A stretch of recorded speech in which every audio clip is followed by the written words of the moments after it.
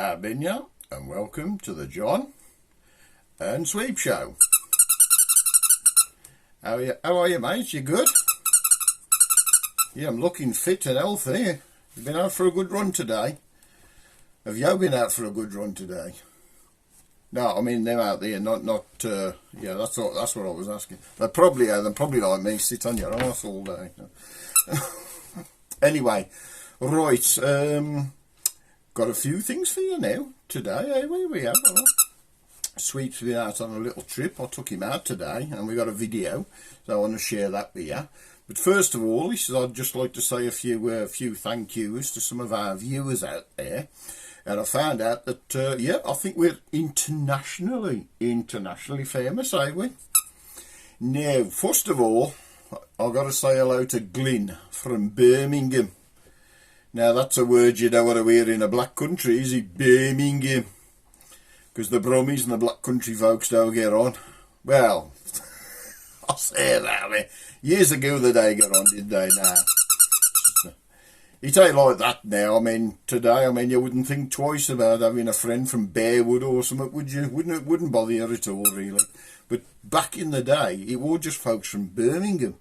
Now, some of the black country folks who remembers the old days would know that if you come from, say, Dudley, and you went out with somebody from Tipton, they'd consider it as you taking up with a foreigner. Just crossing the boundaries, they reckon anybody outside the boundaries was a foreigner. Really? And relationships sometimes was a bit dodgy. I don't like it, who's going out with that bloke from Dudley or something, so... But times have changed since then, but that's a little bit of history for you anyway. Right, and who we got here? We got Mary Smith. Mary Smith from America, big fan of Sweeps. Hello, Mary. Hello. How are you going? All right, and I got my friend Wendy from Australia. G'day. G'day, Sheila. Also a fan of the show.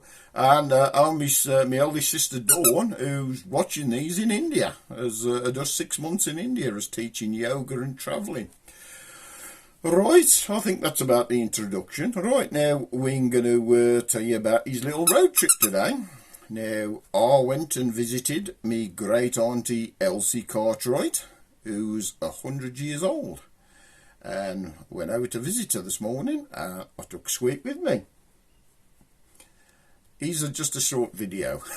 Hope you enjoy it. Hello, I'm John. This is Sweep. And this is my great auntie Elsie. Hello, Sweep. Who's You've got a lovely red nose. He sounds so... Oh. Now, Auntie Elsie is 100 and a half. Is that right? Yes. 106 months old. Yes. Mentally, she's still a teenager. Isn't that right, mate?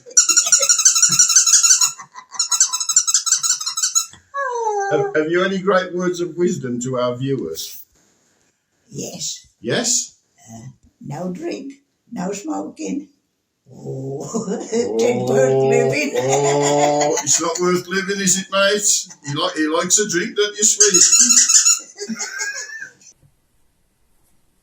Right, well, I hope you enjoyed that video, and if you did, give us a thumbs up, but also drop in the comments, because when I told my auntie about this show, and I says, I'm going to put you on there, I seemed quite thrilled about it. As 100 years old, but still got all the faculties, and as a lovely lady. So if you want us to send her a message, please drop it in the comments, and I will pass it on. I mean, I will be thrilled, to know that people around the world have actually seen her. So... It's got a great sense of humour. So anyway, well, hope you enjoyed that video. So right, let's move on then. Been your cock. Been your Wayne, what you been up to? I've been buzzing around some fish and chips. And how was it then? Boston. See ya. Right, well, that was Wayne. If you haven't met him before, he was actually requested by quite a few people, especially I think the fellow from Birmingham wanted to see him. And I know my sister always wants to see Wayne, and to be honest, mate. I think he's becoming more popular than you and me, so I think we're going to have to up our game here. Right, any road. Well, since you're on the subject of fish and chips now, he's got us started. Oh, God, I could hate some fish and chips. Now, it's just reminded me, the other day, I was taking my mother out for a ride in the car, and we passed this pub, and it says to me, so you see that pub there? I says, oh. It says, if you goes in there, you can get some Boston fish and chips. He goes, the fish and chips, he goes, them this, hang on, you like to put your paw up, so like, them like that big, the fish is, it's like 10, 12 inches, I says. I mean, you got a great plate full, you know. And I says, oh, knows that pub? I says, yeah. I says, when that fish arrives, it might look 12 inches long. It might, he says, but by the time you peel all that batter off, you still get a great big thick piece of cod under there. I'm left there with a stickleback staring at you. They've probably just pulled it out the cut. It's one of them places. You know, you'll find that with some fish and chip shops, and I'm sure everybody will know about that, you know. Go into these fancy places, and they ain't as good as what they claim to be. And then you got the good old-fashioned chip shops. There was one in Dudley, you know. It was there for years. When you walked in, there was fat dripping down the walls, on the floor. You were sliding about in it. So I don't think they'd changed the fat in the fries for 50 years. Yeah, and that was the best fish and chips you could get. That was. But it recently closed down. I think they did it up and changed the fat, and folks stopped going there. But yeah, you generally find that's what it is. The dirtier the place, the better the fish and chips. But but yeah, that reminds us of a joke, doesn't it? About there's this what was it now? Oh, well, this bloke walks into the fish and chip shop, and he's ordering fish and chips, and he's talking to the bloke. He says, "Where's that young chap you had working here?" And he says, "Oh, I've sacked him." He says, "Oh, you have sacked him?" He says, "When you sacked him, fella?" He says, "Yeah, I won't believe this." He says, I caught him. Now, if you haven't under the age of 18, you better cover your ears up." He says, like that, cover your ears up. He says, "I caught him sticking his dick in the potato peeler." I says, "You know, did you?" He says, "I did." He says, "So I sacked him." He says, so I looks at him, he says, "When you done with the potato peeler then?" He says, "I sacked her and all." You enjoy that, did you? It's a soft joke, I know. You like soft jokes. It's like, there was a fight in the fish and chip shop last night. Yeah, 2 fish got battered. Oh, Jack, the Odens and the Bestons, are they? And you're Black Country sayings, right? Now, last time we did some Black Country sayings, and it was the kind of thing you'd say at school. So I've got a couple more that you might remember saying at school, if you're as old as me, or even older. The one was, "I'm telling the teacher," or "I'm telling on you." In America, they call it snitching, you know. "I'm snitching on you," you know. But, and and the other one, he says, "Have you got any suck?" Now, if you don't know what that one means, it means, have you got any sweets? Have you got any suck? But then when, from, you know, school, but then when you left school and you got a job, I'm talking way back in the day, way back in the day, when we actually had jobs to go to, you know, when we still had factories and stuff. Now, if a young lad started a factory, they'd usually play a joke on him. And there were soft jokes they used to play on you. And what was the first one? He said, he said, somebody'd go to you, if you're a young lad, he said, "You nip down the machine shop, will you, and get me a long wait?" So this young green lad would go down there, and he'd go into the machine shop and says, "I've been sent for a long wait." And they'd look at him and say, "Well, stand there for half an hour then."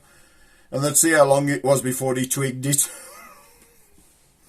The other one, he says, go down to the tool shop, will you, and get us a left-handed screwdriver and a glass hammer." And they used to fall for that every time, you know. And they used to, or if I'm nipping out for lunch or something, he says, "You go and get me a pie worth, will you?" And you say, "What's a pie worth?" He's about £1.50. It really all that funny.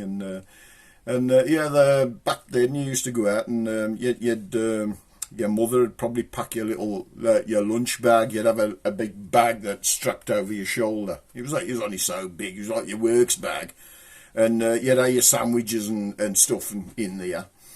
And this young lad, he's going off for his first day of work, and his mother's packed him some crisps and his sandwiches and an apple and all these things, and I gives him his flask of tea, and he tries to stick it in his bag. He goes, I can't get that in there. I said, well, pour a drop out then, it'll go in there. I know, we're saft, eh, we? Anyhow, right, before I wraps things up here, and right, I heard a Black Country poem from years back, so I just want to end with this, and here it is. I dreamt I was Jed. Oh, you're going to be Jed. And to heaven did go. When you come from, they wanted to know. From Black Country, says I. St. Peter did stare. He says, come right in. I'm the first one from there. So I hope you enjoyed the show, and if you do, give us a like, give us a thumbs up, just say hello. I mean, you can from anywhere around the world, just say hello from wherever country I'm from. You know, we're always happy to hear from you. Anyway, ta-ra a bit, ta-ra a bit, ta-ra. See ya.